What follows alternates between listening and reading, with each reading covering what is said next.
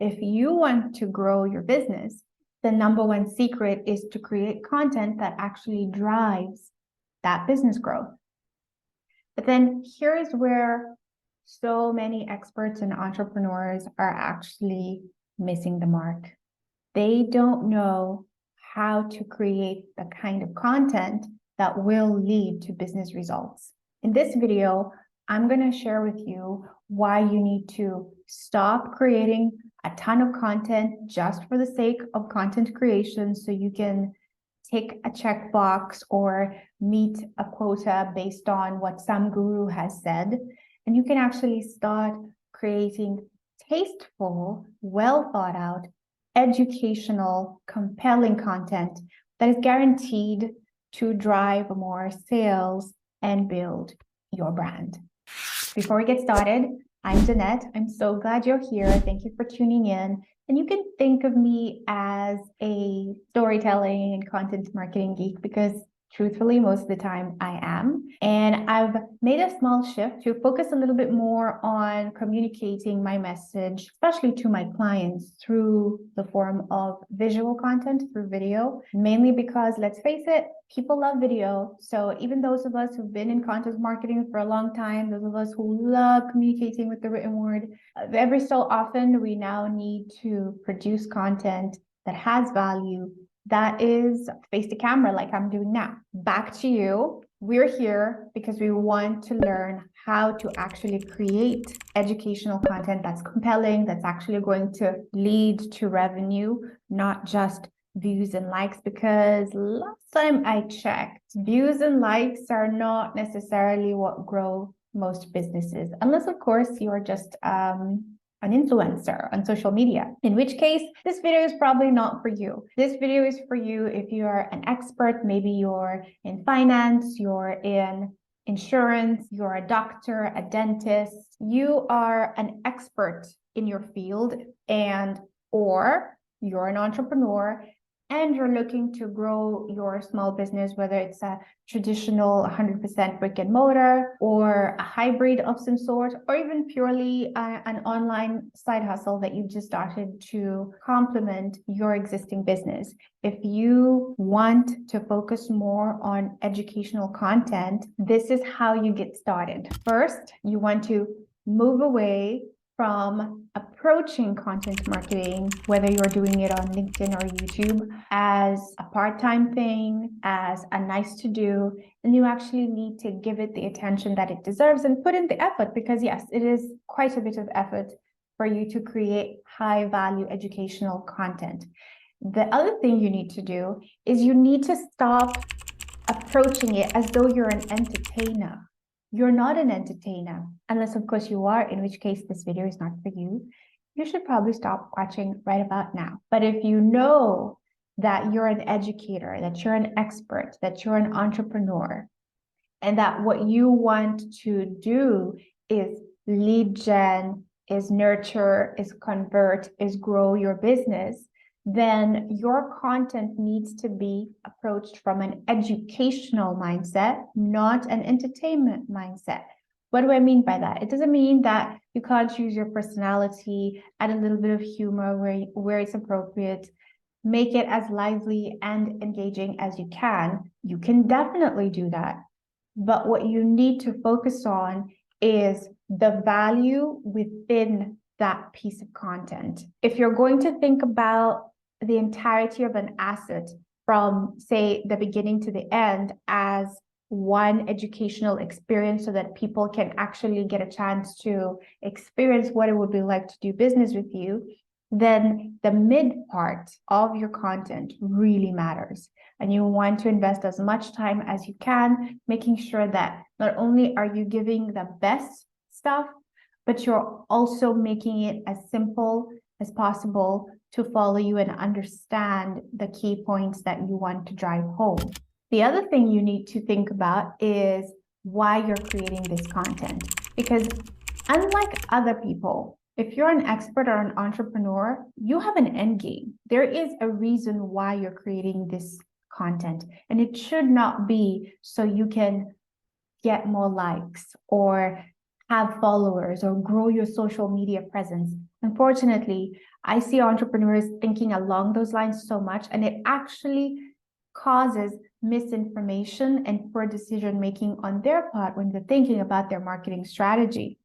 The truth is, as an expert or an entrepreneur, your content does need to be informative. It does need to be helpful. It does need to be very client-centric, and it also needs to be aligned with your end game. Which leads me to the next big mistake that you need to avoid, and that is you really must never stop putting out content or even put out your next content without an informed strategy. You're in business. To be in business means you're making a profit. To make a profit, there really has to be some kind of alignment, a plan that is systematic, that can be followed. And all of that requires you to think through and reverse engineer each and every business activity that you do to get to that end game. So if you have a strategy, then you want to work your way back and determine what activities do you need to be engaged in daily, and where does asset creation, content creation in this case, come into play, so you can know how much content you really need, how often you need to create it, and then you can be able to organize yourself accordingly. The other thing you need to know is that your content needs to be informed by strategy. Without a strategy, it is so difficult for you to make sense of all the resources, the investment, the time, the energy that goes into online marketing. And if you're doing content marketing, then you know content marketing is a beast. It is very time consuming. It requires a lot of thinking, and half of the time you don't even know what exactly you need to say in order for you to produce that next big hit, if you will. So rather than thinking about getting big hits, think about what is my strategy, what are my objectives, what am I trying to accomplish here, and then what kind of assets will help me implement and ultimately execute the strategy that I have. Now that we've talked about the things you want to shift first, let's talk about how you actually create educational, compelling content. Here's where you start. Always start with your audience. The difference between online marketing and traditional marketing is, if you think about it, for a lot of businesses, when they thought about marketing, it used to be billboards. It used to be getting interviewed on television.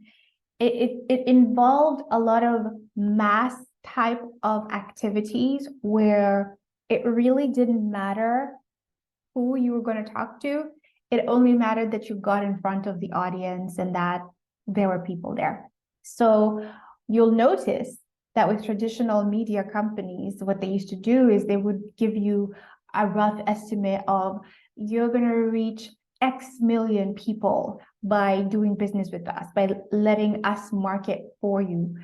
And the difference and the big shift between that kind of marketing and modern marketing, which is predominantly digital marketing, is that with digital, you might be reaching 1 million people, but you want to make sure that you're actually communicating with a person. And so you need to move from ambiguity and vague thinking, talking about, I want to talk to them, and you want to narrow it down to, I want to talk to him, I want to talk to her, I want to talk to this person who has these traits and carries these sets of values and has these intentions.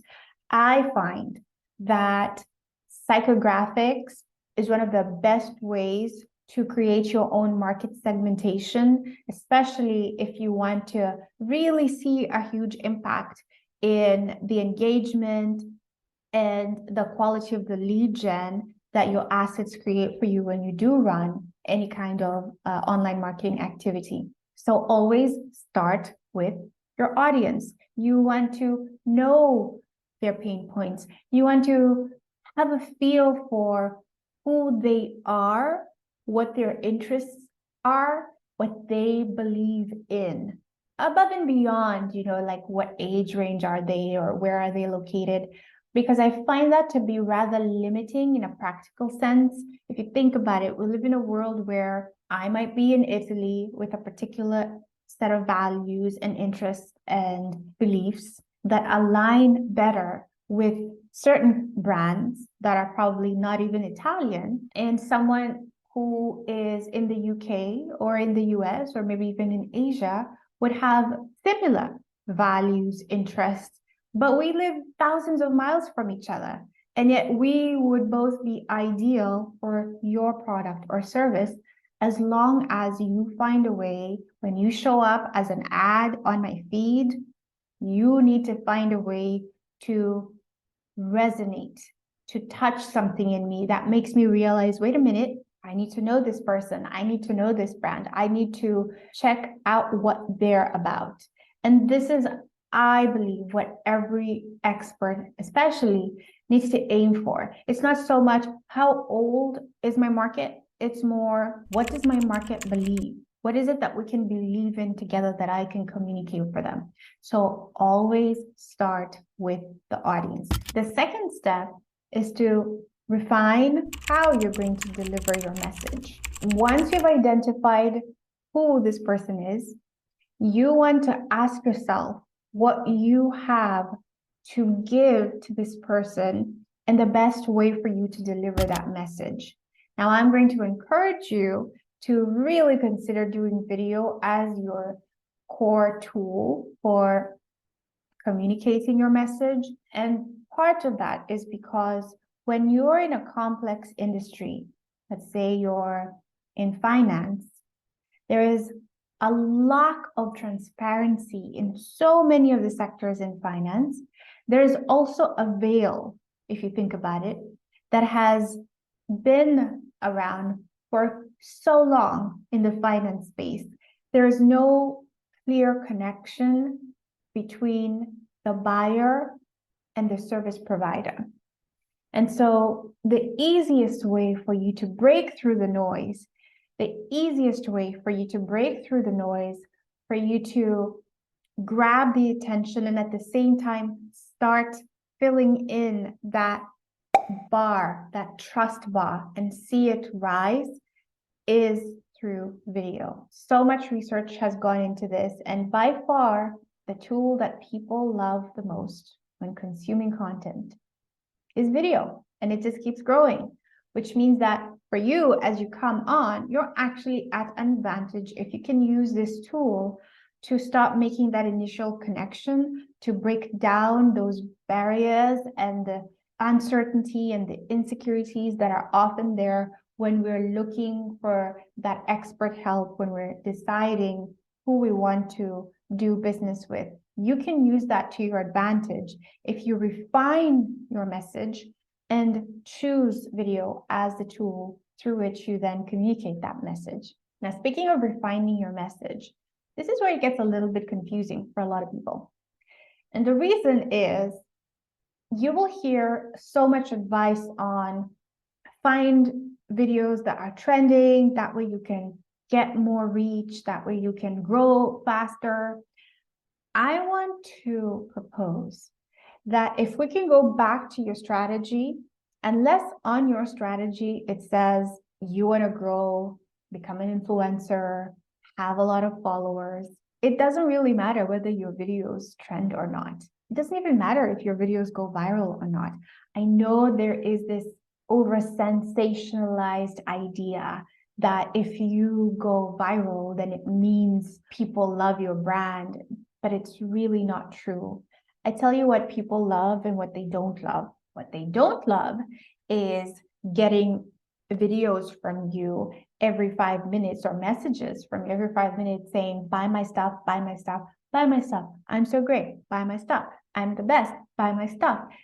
Nobody likes that. But what they do love is receiving information that's helpful, that helps them solve their problem as it pertains to your industry. And the more you can be perceived as that trusted advisor, as my mentor likes to say, You becoming a trusted advisor is one of the fastest and the best ways for you to start generating what I call passive prospecting qualified leads.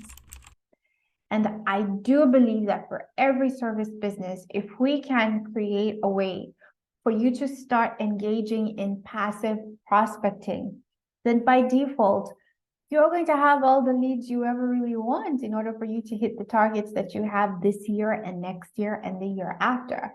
And we do that by positioning our assets, the content that we create, in very strategic and carefully thought out points during that buyer's journey.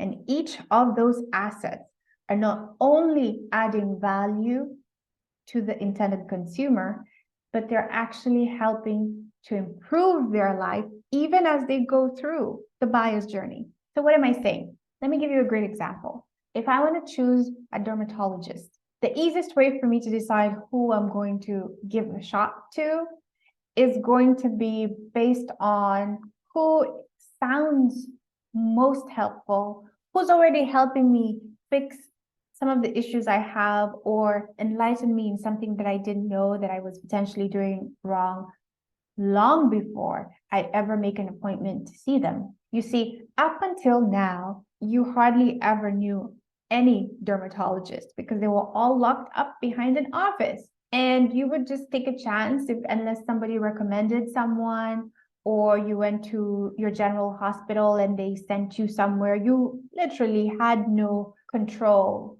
over whether or not you would get someone you resonate with. You wouldn't have a sense of whether they even have your best interest at heart. They had all the control. Today, it's different because the really savvy ones are actually investing time to create assets, to educate the audience on some of the issues, the common problems that they've seen when patients come to them. They educate you on everyday stuff that you probably do, like sunscreen and your skincare routine, etc. And for me, that presents an opportunity for every dermatologist, regardless of where they're located, because they can build a very small but loyal audience, out of which they will have a ton of leads passively coming in, looking to get their expertise in person, and maybe sometimes even online, purely based on the fact that they took the time to create strategic content that wasn't entertaining, but it was extremely valuable and actually helps to give the consumer a win even as they moved through the buyer's journey.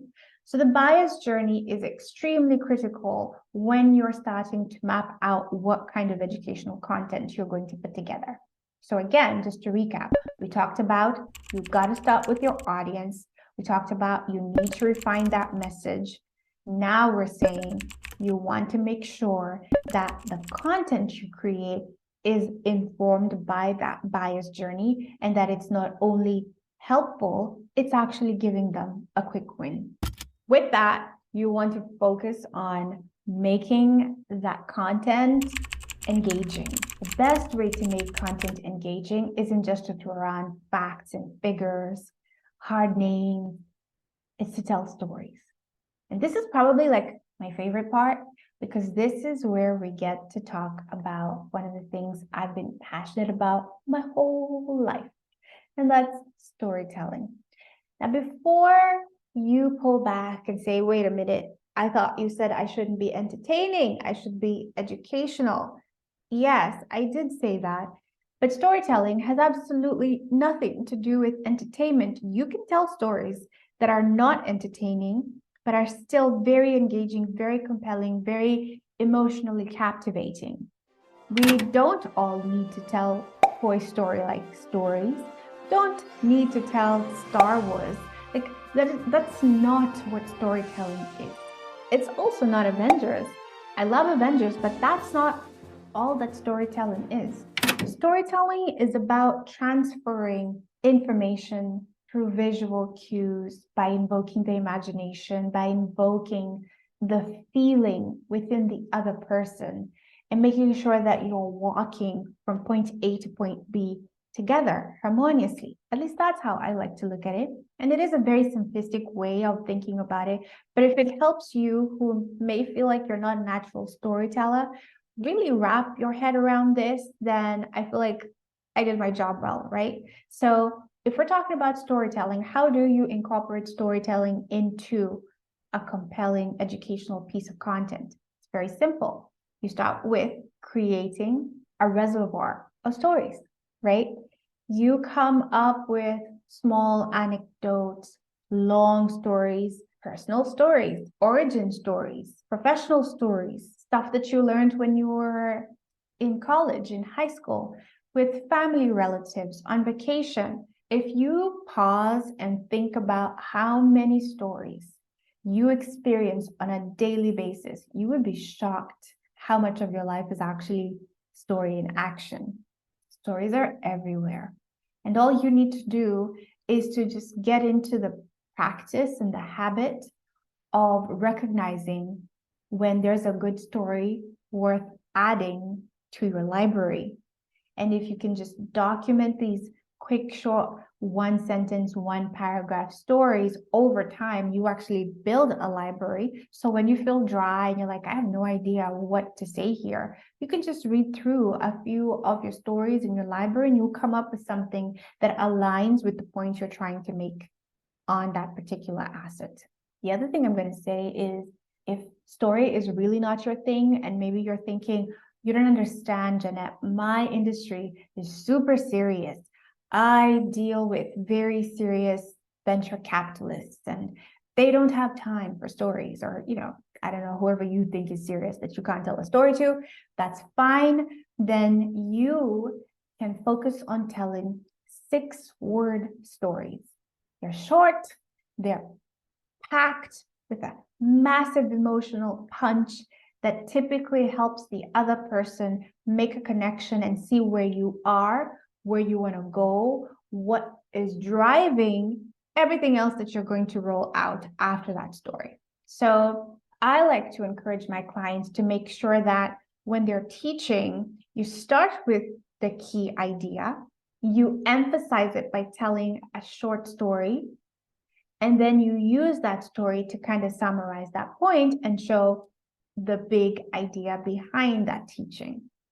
So if you were to say create an asset and you're teaching 3 main things, then you have a teaching point A, you add your facts if you have those, you tell a quick story to kind of drive home that big point of why you even taught that thing in the first place, and then you end that story by basically wrapping it around the very facts that you started talking about.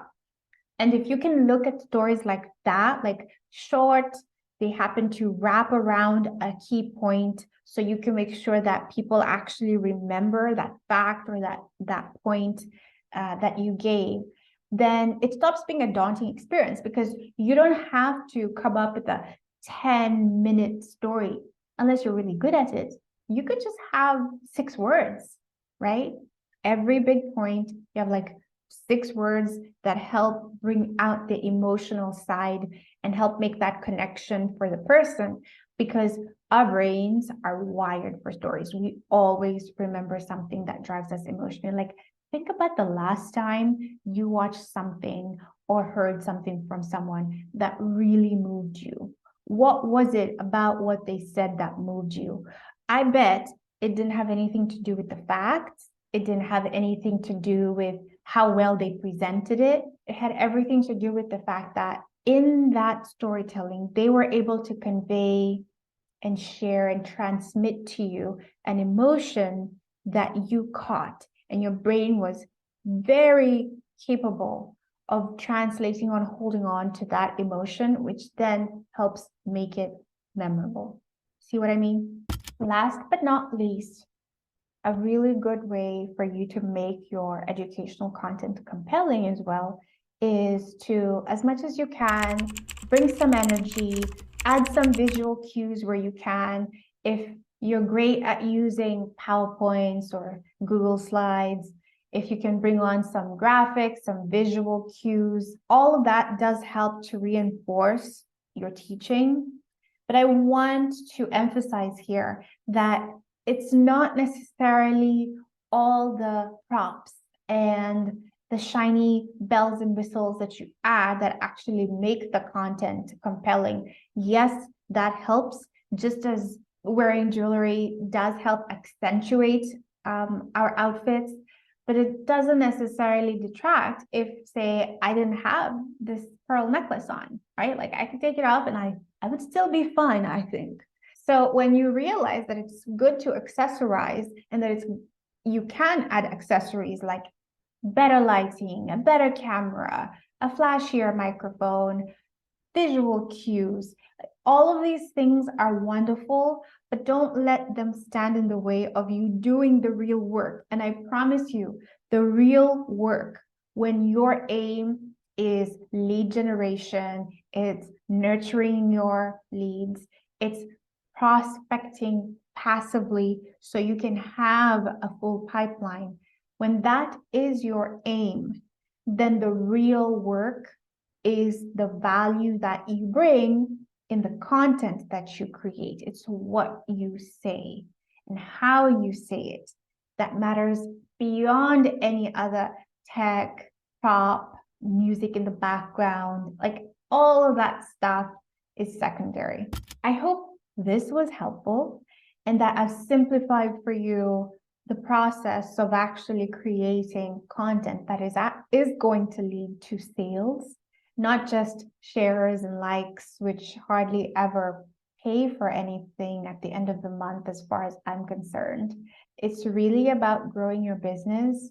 The work is much simpler than most people make it out to be, but it is also way harder because if you think about it, it's a lot easier to spend a couple of $100 to buy new props, to buy better tech, to buy the microphone, the fancy camera, to get a software, to go to a studio. I mean, that stuff is easy. You know what's not easy? Bringing massive value. That's hard. It takes a lot of thought. It takes a strong desire to really help another human being, to genuinely connect with another human being. And it takes a certain level of authenticity. It's almost like, I want to say, I wouldn't say it. And that is probably why a lot of people prefer entertainment to education when it comes to content creation.